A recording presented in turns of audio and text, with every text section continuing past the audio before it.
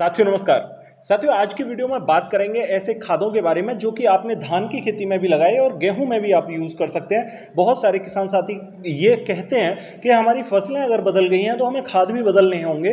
तो यहाँ पर मैं आपको एक कॉन्सेप्ट समझाने जा रहा हूँ कि बहुत सारी ऐसी फसलें हैं जिनमें कि खाद हमारे कॉमन रहते हैं। साथियों यहाँ पर जो भी आपने बेसल डोज लगाए हैं धान की फसल में, उनमें से बहुत सारे खाद आपके गेहूं की बेसल डोज में भी यूज़ होते हैं। धान की पहली जो खाद है उसमें जो आप खाद लगा रहे हो वो गेहूं की भी पहली खाद में लगते हैं। इनमें से कुछ साल्ट बदलते हैं जिन्हें आप बदल के अच्छी खेती कर पाओगे। यहाँ पर सस्ती खेती की टिप्स मैं आपको जैसे देता हूँ, आपने देखा होगा चैनल पर बहुत सारी वीडियो सस्ती खेती के बारे में होती हैं। यहाँ पर मैं ये वीडियो भी आपको उसी सीक्वेंस में देने जा रहा हूँ जिसके माध्यम से आप ये समझ पाओगे कि कौन कौन से केमिकल्स को हमें किन किन समय पर लगाना होगा। गेहूं की फसल में पहला जाइम होगा और दूसरा ह्यूमिक एसिड का कॉम्बिनेशन होगा। साथियों अगर आप गेहूं में पहली डोज के अंदर यूरिया खाद के साथ में ह्यूमिक एसिड और जाइम का मिक्सअप डालते हैं तो उससे आपको फुटाव बहुत अच्छे देखने को मिलेंगे।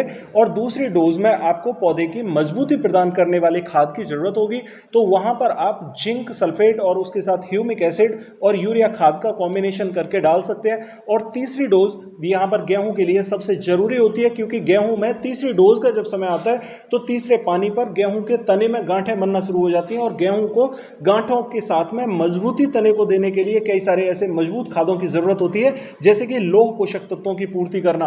साथियों लौह पोषक तत्वों की पूर्ति करने के लिए आपको हरा कसिस की जरूरत पड़ती है, कैल्शियम की जरूरत पड़ती है, इसके साथ में आपको जरूरत पड़ती है ह्यूमिक एसिड जैसे बूस्टर डोजों की, जिनसे कि पौधा बहुत तेजी से बढ़े, ऊपर की तरफ ग्रोथ करे। और जरूरत पड़ती है आपको बोरॉन जैसे तत्व की, जिससे कि हमारे तने का छिलका मजबूत हो सके।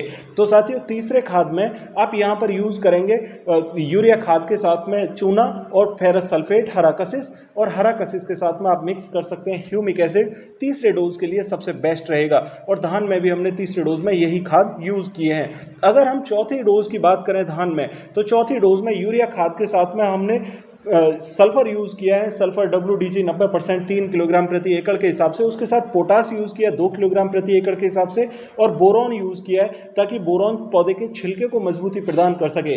गेहूं की फसल की भी चौथी डोज में आपको यूरिया खाद के साथ में मिक्स करना होगा यहाँ पर बोरॉन आप बुरकाव के माध्यम से भी लगा सकते हैं, स्प्रे के माध्यम से भी आप दे सकते हैं। यहाँ पर बोरॉन अगर यूज नहीं भी करना चाहते हैं तो आप सल्फर लीजिए लगभग 3 किलोग्राम प्रति एकड़ के हिसाब से, और 2 किलोग्राम पोटास के साथ में यूरिया खाद आप 25 किलोग्राम मिक्स करके प्रति एकड़ बुरकाव कर सकते हैं चौथी डोज में।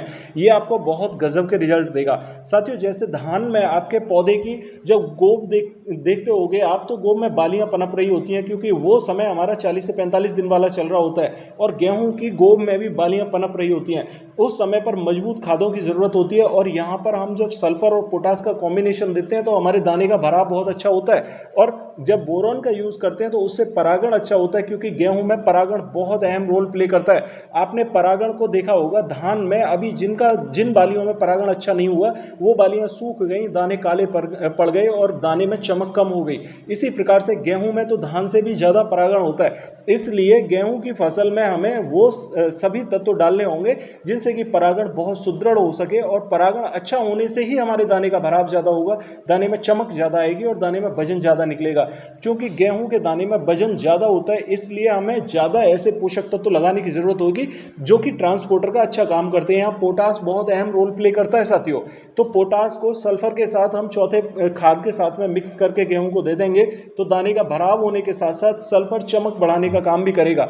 साथियों उसके बाद में भी हम पोटास 0050 के साथ में बोरॉन मिक्स करके एक स्प्रे बालियों की अवस्था में दे सकते हैं। इससे हमें यह फायदा देखने को मिलेगा कि उस समय पर मौसमी टेम्परेचर जो बढ़ता है, जैसे कि आपने देखा होगा अभी जून के महीने में जो ग्रीष्म ऋतु का धान पका है उसमें तेज चलती गर्म हवाओं ने हमारी बालियों को सुखा दिया था। तो उस समय पर क्योंकि वो पौधा उस गर्म मौसम को सहन करने में सक्षम नहीं था, गेहूं की फसल में भी सेम ऐसा ही होता है। उस समय गर्म हवाएं चल रही होती हैं और गर्मी तेज पड़ रही होती है, उस तेज पड़ती गर्मी में गेहूं झुलसने लगता है। उससे बचाव करने के लिए हमें मौसमी टेम्परेचर को सहन करने की क्षमता प्रदान करने वाले खाद 0050 पोटास की जरूरत होगी। यह हमारी पत्तियों में काफी हद तक वहां पर टेम्परेचर को मेंटेन करने का, टेम्परेचर को सहन करने की क्षमता प्रदान करता है। दूसरा पॉइंट यहां पर सबसे अहम यह होता है कि पोटास हमारे पौधे के तने या जड़ या पत्तियों से जितना भी प्रोटीन की मात्रा होती है या जितनी भी दूसरे पोषक तत्वों की जरूरत होती है बालियों को, उसे ट्रांसपोर्टर की तरह बालियों तक पहुंचाने का काम करता है। तो इसलिए हमें 0050 की उस समय पर ज़रूरत होती है।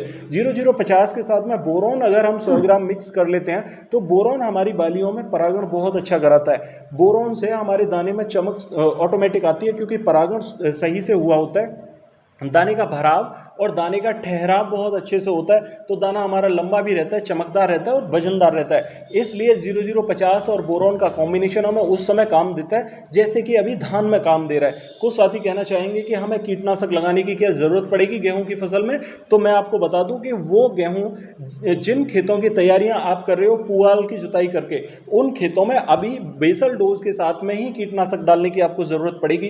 कारण क्या होता है कि ये जो पुआल है इसे गलाव करने के लिए बहुत सारे ऐसे कीट दीमक नुमा कीट वहाँ लग जाते हैं, और वो कीट हमारे दाने को खा जाते हैं, ख़त्म कर देते हैं, पौधे की जड़ों को भी खा जाते हैं। इससे हमारे गेहूं का फुटाव कम होता है और गेहूं के पौधे की बढ़वार कम होती है, और यहाँ पर ये कीट हमारे पौधे को ऊपर नहीं बढ़ने देते।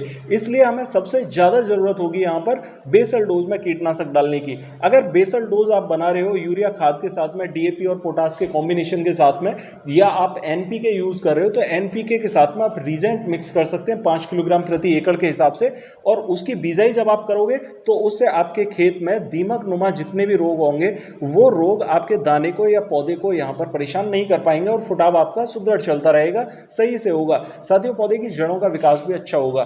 तो साथियों, इस टाइप से आप तैयारियां करिए। धान की डोज जितनी भी हैं उनको आप थोड़ा बदलाव करके गेहूं में यूज़ करिए, और उससे गेहूं की फसल के बाद भी आप गन्ने में यूज़ कर सकते हैं। गन्ने में भी आपके ये डोज, पहली 3 डोज बहुत अच्छा काम करती हैं। कारण क्या होता है कि जैसे धान में हमें शुरुआती अवस्था में पौधे की जड़ों का विकास करने की जरूरत होती है, तो पानी में तो धान की जड़ें विकास तेजी से कर जाती हैं, लेकिन गेहूं में जो सूखी मिट्टी होती है उसमें पौधे की जड़ों का विकास तेजी से नहीं होता। इसलिए हमें मेहनत करने की जरूरत होती है, और मेहनत होती है सिर्फ डीएपी, डायमोनियम फॉस्फेट की। तो डीएपी हमारे पौधे की जड़ों का गुबार बढ़ाने में काफ़ी हद तक मददगार साबित होता है। और दूसरा पॉइंट, यहाँ पर जैसे धान में हमें फुटाव निकालने की जरूरत होती है, वैसे ही गेहूं में भी फुटाव निकालना होता है। तो उस अवस्था में फुटाव निकालने के लिए हमें जरूरत होती है जाइम जैसे तत्वों की। तो साथियों, यहाँ पर यूरिया खाद के साथ में जाइम मिक्स किया जाता है और ह्यूमिक एसिड जैसे तत्व डाले जाते हैं, ताकि हमारे पत्तियों का हरापन बढ़ सके और पौधे में गुबार तेजी से हो सके फुटाव का।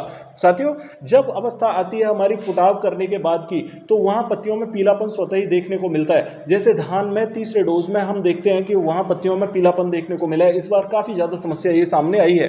गेहूं में भी सेम इसी तरह से पत्तियों में पीलापन देखने को मिलता है। तो इस अवस्था में हमें क्या करना होता है, जाइम जिंक को मिक्स करना होता है। तो यूरिया खाद के साथ जिंक प्लस ह्यूमिक एसिड, इनका कॉम्बिनेशन करके अपने गेहूं में डालिए। आप रिजल्ट देखिए साथियों, गजब के रिजल्ट आपको देखने को मिलेंगे। तीसरा, यहाँ पर इसके आगे की जो अवस्था होती है, जैसे धान में हम उस समय पर 0050 के साथ में, यहाँ पर इसके साथ में चूना के साथ में हम फेरस सल्फेट यानी हरा कशिश का मिश्रण डालते हैं। तो यहाँ पर हमें हरा कशिश का मिश्रण डालना है चूना के साथ में मिक्स करके लगभग 35 से 40 दिन की अवस्था में, और वो लगेगा हमारा लगभग जाके तीसरे पानी पर। तो साथियों, इस टाइप से आपको ट्रीटमेंट करना है।